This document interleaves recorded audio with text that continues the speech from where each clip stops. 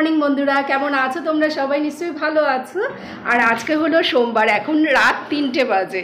তো আমি তো এই রাত 3টের সময় গুড মর্নিং বলেই ব্লগটা শুরু করলাম। তা এখন তো আমরা পুরীতে যাচ্ছি, এর আগের দিন তোমাদেরকে বলেছিলাম আজকে আমরা পুরীতে যাব। তো এই 2টোর সময় ঘুম থেকে উঠলাম, হাঁপাচ্ছি, নিচ থেকে উপরে আসলাম তো ওই জন্য। তো আমরা রেডি হয়ে নিয়েছি, এবার ব্যাগগুলোকে নিচে নামাতে হবে। আমি কোন ব্যাগটা নেব?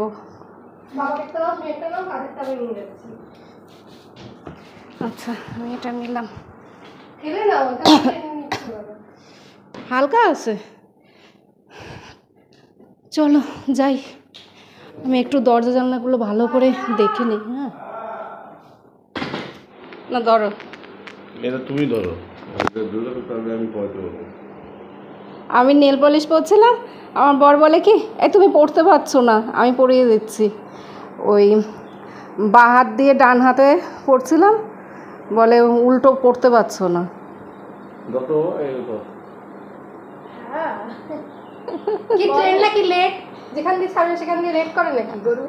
আমরা এইমাত্র একটা মেসেজ পেলাম, আমাদের ট্রেন নাকি 5 ঘন্টা লেট। মানে যখন আমাদের এই ট্রেন পৌঁছানোর কথা, তখন এই ট্রেনটা হাওড়া থেকে ছাড়বে।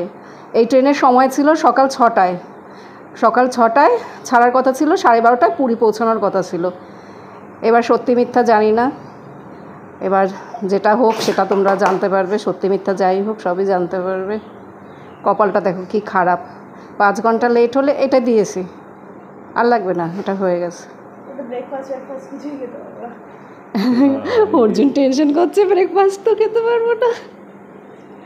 আরে না, হয় না, যেখান দিয়ে ছাড়ে সেখান দিয়ে কি লেট করে নাকি? হাওড়া দিয়ে ছাড়বে, আর বন্দে ভারত কোনোদিনও লেট করে না। আরে সেটাই তো বলছি, বন্দে ভারতের লেট হচ্ছে হাইয়েস্ট লেট 3 মিনিট থেকে 4 মিনিট।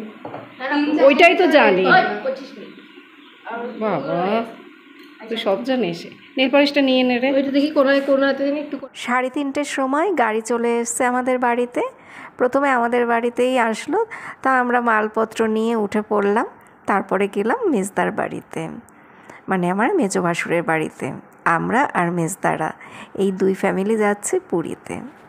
হাবড়া, অশোকনগর, বারাসাত সমস্ত রাস্তাঘাট ছাড়িয়ে হাওড়ার কাছাকাছি আমরা চলে এসেছি।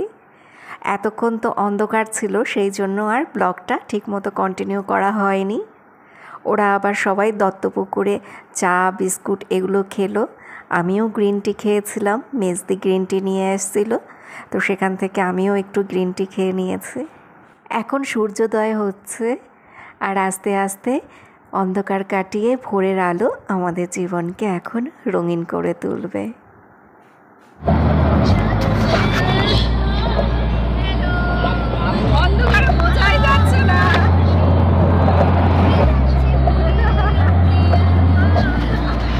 আমাদের ট্রেন 5 ঘন্টা লেট। আমরা এখন হাওড়া গিয়ে ব্রেকফাস্ট করব। আমাদের ব্রেকফাস্ট করার কথা ছিল বন্দে ভারতে, আর এখন হাওড়া স্টেশনে কোথাও।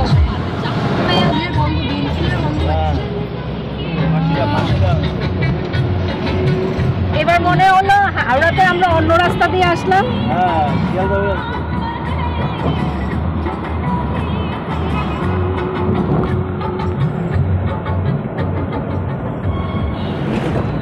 পার্কিং কি ভিতরে করবো না বাইরে? না, বাইরেই করো। আমরা এখন হাওড়া স্টেশনে চলে আসলাম। ওই দেখো লাল অক্ষরে লেখা হাওড়া স্টেশন। তো ওটা দেখলেই না মনের মধ্যে বেশ একটা আনন্দ হয়। কোথাও ঘুরতে যাওয়ার সময় যখন এরকম হাওড়া স্টেশনে আসি, তখন জানো তো খুব আনন্দ হয়। আর আমরা 5:30টার মধ্যে এখানে চলে এসেছি। বাড়ি থেকে বেরিয়েছিলাম 3:30টের সময়, তো 2 ঘন্টার মধ্যে আমরা এখানটায় চলে আসলাম। ভোরবেলা রাস্তা ফাঁকা ছিল, তো ওই জন্য একটু তাড়াতাড়ি চলে এসেছি। স্পেশাল মুড়ি মাখা, সময় কাটছে না, সবে মাত্র 8:45 বাজে, 11:10 মনে হয় ট্রেন।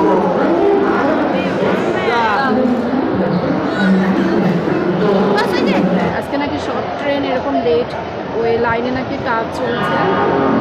এতবার হাওড়াতে এসেছি, কখনো আমি এরকম ভিড় দেখিনি। মানে কোথাও একটু বসার জায়গা নেই। আমরা তো তাও এই 2টো সিট পেয়েছি, প্রথম দিকে পাইনি। প্রথম দিকে অনেকে শুয়েছিল এখানে, তাদেরকে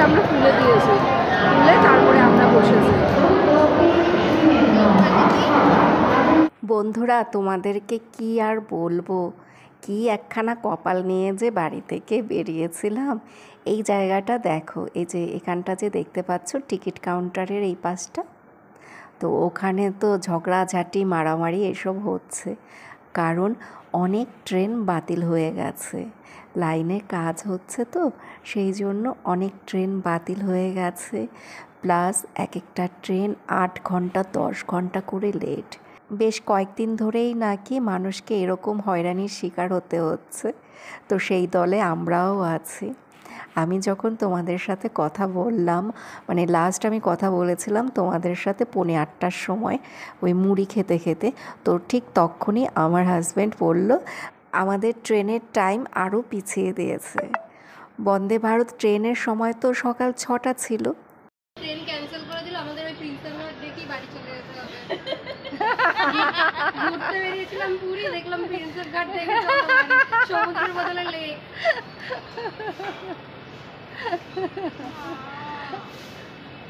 ওর জন্য টেনশন হয়ে গেছে। ওজন ঘামটা মোচ। সকাল 6টা থেকে ট্রেনের সময় চেঞ্জ হয়েছিল 11:10। 11:10 থেকে তারপরে ট্রেনের সময় হলো 1:30টার সময়। আমরা জানি না যে আমরা পুরীতে আদৌ পৌঁছতে পারবো কি না। এখন তো সন্দেহ হচ্ছে ট্রেন হয়তো ক্যান্সেলও হয়ে যেতে পারে। তো আমরা এখন এসেছি প্রিন্সেপ ঘাটে, কারণ হাওড়ার স্টেশনে না আমরা আর বসে থাকতে পারছি না। কি কপাল আমাদের, এই কপালের কি নাম দেব সেটাই তো বুঝতে পারছি না। এখন আমাদের কোথায় থাকার কথা ছিল, আর আমরা এখন কোথায় টাইম পাস করছি। এতক্ষণে আমরা পুরীর কাছাকাছি চলে যেতাম, আর এখন দেখো আমরা রোদের মধ্যে কোথায় ঘোরাঘুরি করছি। মানে জগন্নাথ ঠাকুর আমাদের উপরে যে কতটা ক্ষিপ্ত হয়ে রয়েছে সেটাই ভাবছি। কি অবস্থা, কি অবস্থা। আদৌ আমরা যেতে পারবো কি না সেটাই বলা বলি করছে সবাই, নাকি বাড়িতেই ফিরে যেতে হয়। এই জায়গাটা তো বেশ ভালোই, ঠান্ডা ঠান্ডা।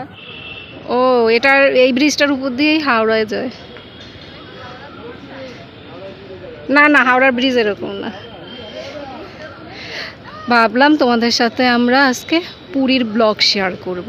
আর মানে কি বলবো আমি, একটা সেই কথা আছে না যে মানুষ যাই চিন্তা করুক, যাই ভাবুক, তার ভাগ্যে যা লেখা থাকবে সেটাই হবে।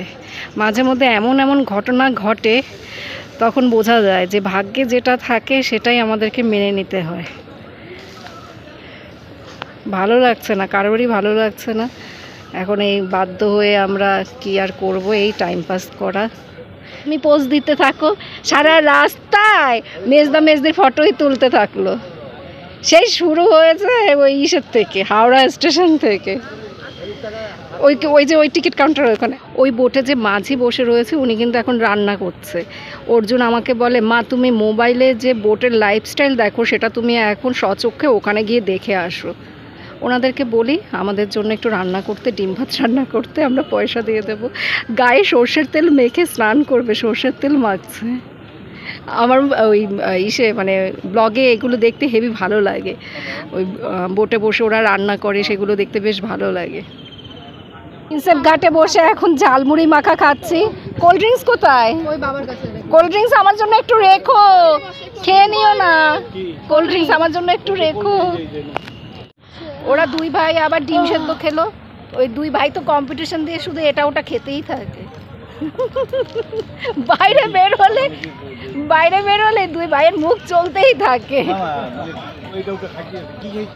আমরা এখন ফিরে যাচ্ছি হাওড়া স্টেশনে। প্রিন্সেপ ঘাটের ওখানে আমরা 1 ঘন্টা বসেছিলাম।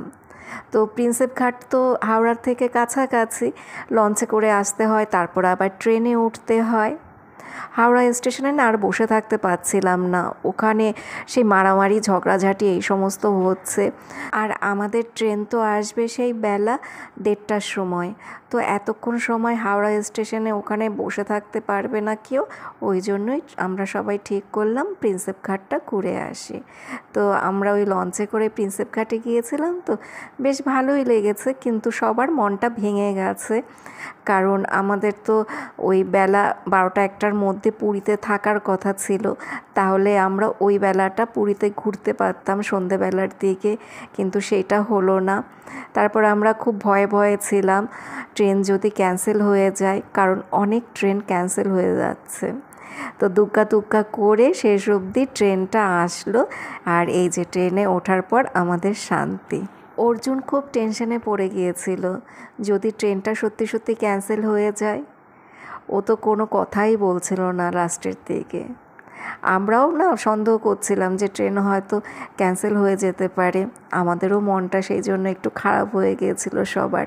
আজকে প্রচণ্ড গরম ছিল, রোদের মধ্যে সারাটা দিন ঘোরাঘুরি করেছি। মুখ তো একদম পুড়ে যাচ্ছিল রোদে যখন বের হচ্ছিলাম। তারপর ভারী কোনো কিছু খাওয়া হয়নি, মুড়ি খাওয়া হয়েছিল। তারপর মেজদি কেক বানিয়ে নিয়ে এসেছিল, সেখান থেকে কেক খেয়েছিলাম। আমি তো মুড়ি খেতে অতটা পছন্দ করি না, হয়তো ওই 2-3 গাল একটু মুড়ি মুখে দিই, কিন্তু তাতে কি পেট ভরে? তা যাই হোক, পেটে প্রচণ্ড খিদে ছিল, তো আমি তো ট্রেনে উঠে খাবারের আশায় বসে আছি কখন এরা আমাকে খেতে দেবে। আজকে তো সোমবার, নিরামিষ খাবো আমরা, তো ওই জন্য ভেজ অর্ডার করা হয়েছিল। তো এখানে আছে রাইস, ডাল, পনির, আর হলো গিয়ে 2টো রুটি, টক দই। আমি, কৃপা, অর্জুন আর হলো মেজদার মেয়ে, আমরা 4 জন জানো তো ওই ট্রেন আর কি যেই দিকে যায় তার উল্টো দিকে বসেছিলাম, সেই জন্য না প্রচণ্ড মাথা ঘোরাচ্ছিল। আর মেজদা, মেজদি আর আমার বর, ওরা 3 জন আবার ঠিক মতোই বসেছিল। 10 মিনিটের মধ্যে আমার খাওয়া দাওয়া ফিনিশ। এত খিদে পেয়েছে বলার মতো না, মানে যা দিয়েছে চেটে পুটে সব খেয়ে নিয়েছে। ওই গ্রেভি টেভি কোনো কিচ্ছু রাখেনি, সব খেয়ে নিয়েছে। প্রচণ্ড খিদে পেটে। আর দইটা খাইনি এখন অবধি, দইটা খাবো। দই তো আমি অতটা ভালো খাই না, একটুখানি খেয়ে কাউকে দিয়ে দেবো, দইটা খেতে পারবো না। লাঞ্চ করার কিছুক্ষণ পরেই চলে আসলো আইসক্রিম, আর আইসক্রিম দেখে তো আমি মহা খুশি। বন্দে ভারত ট্রেনে কী কী খাবার দেয়া হয় তো সেই সম্পর্কে কৃপা অর্জুন অনেক কিছুই জানে, কিন্তু আমার এই সমস্ত সম্পর্কে কোনো আইডিয়া নেই। অর্জুন, তো ঠান্ডা লাগবে, আর খাস না, আমাকে দিয়ে দে, আমাকে দিয়ে দে, ঠান্ডা লাগবে। তুমি কি তোমারটাও খেয়ে নিয়েছো? হ্যাঁ, তোমার না সুগার? তা আমাকে তো দিতে পারতে। আইসক্রিম খাওয়ার জন্য একা রাজি। আমার মা অ্যান্টিবায়োটিক খাচ্ছে, আবার তুমি পা লাগলে পড়ে যাচ্ছে চার্জারটা, আমি ঠিক করছি। এখানে রেখে দাও। অর্জুনকে খেতে দিস না, ঠান্ডা লাগবে সত্যি। অর্জুনকে আর খেতে দিস না।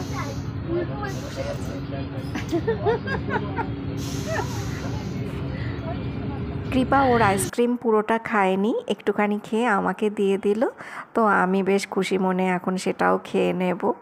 কৃপা অর্জুন কিন্তু সেইভাবে আইসক্রিম খেতে পারে না, মানে খেলেই না ওদের সাথে সাথে ঠান্ডা লেগে যায়, হাঁচি, কাশি, গলা ব্যথা এগুলো শুরু হয়ে যায়। ওই জন্য আমি ওদেরকে আইসক্রিম দিতে চাই না।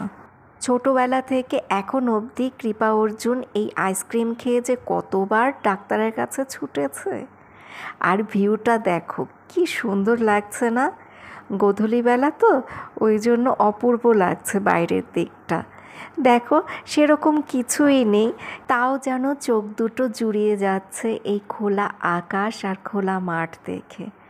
আমি যখন বাইরে কোথাও ঘুরতে যাই তখন কিন্তু আমি অত বেশি মোবাইল দেখি না, আমার হাতে কিন্তু সেরকম একটা মোবাইল থাকে না। যেটুকু যা আর কি ওই ভিডিও করার সময় মোবাইলটা বের করি। তারপর লোকজনের সাথেও কিন্তু আমি সেইভাবে কথা বলি না, প্রকৃতির সাথে কথা বলতেই আমার তখন ভালো লাগে।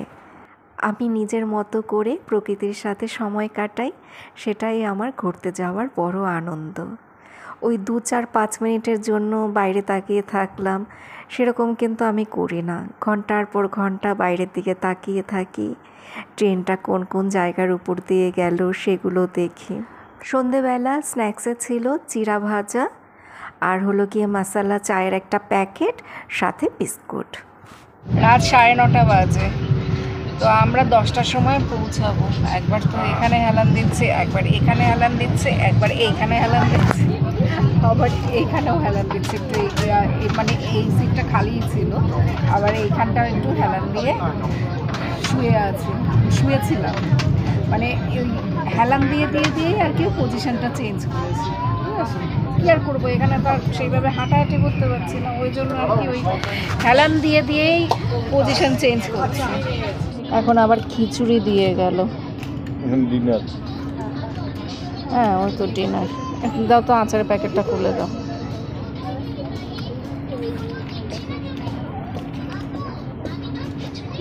রাতে আর খাওয়া বানাবো? আমার একটু খিচুড়িতে পেট ভরবে? হোটেলে যেতে যেতে তো আমার খিদে পেয়ে যাবে।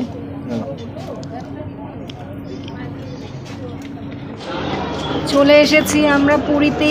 জয় জগন্নাথ। এই দাঁড়া।